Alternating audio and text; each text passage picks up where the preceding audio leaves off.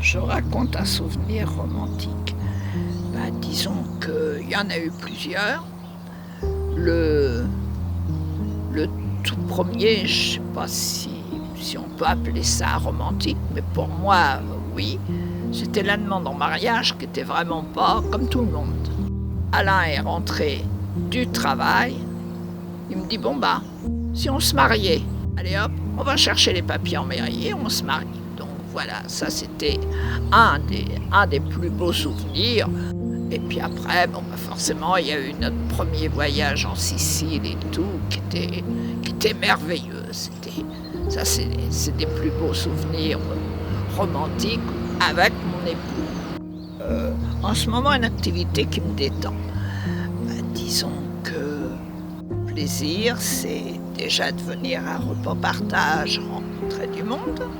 En plus de ça, c'est 3 fois la semaine d'aller aider les enfants à faire leurs devoirs à l'école. Donc je me sens utile, ça me fait plaisir et puis ça me rend heureuse. Je raconte un événement heureux auquel je pense souvent. Les événements heureux, forcément, ça a été la naissance de mes enfants. Et puis lorsque j'ai eu une petite fille. Alors, j'étais tellement heureuse d'avoir une petite fille. Alors ça, j'adore mes garçons, j'adore mon petit-fils.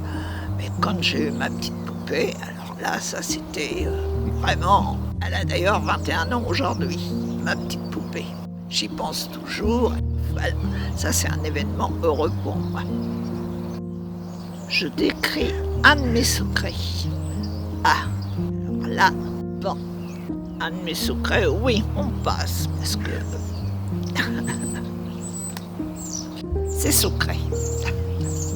Je raconte mon souvenir le plus ancien. Le plus ancien, bêtise que j'ai fait quand j'étais vraiment toute petite. Et puis, un jour, j'appelle maman, mais vraiment toute petite. Ça y est, maman, j'ai fini. Maman arrive. J'avais pris la casserole, puisqu'à cette époque-là, on n'avait pas les cafetières électriques. J'avais pris le café, j'avais envie de faire mes gros besoins et j'étais toute contente parce que j'avais fait dans la casserole à café. Alors pour moi, c'était très bien. Voilà. Si tu as aimé, like et abonne-toi.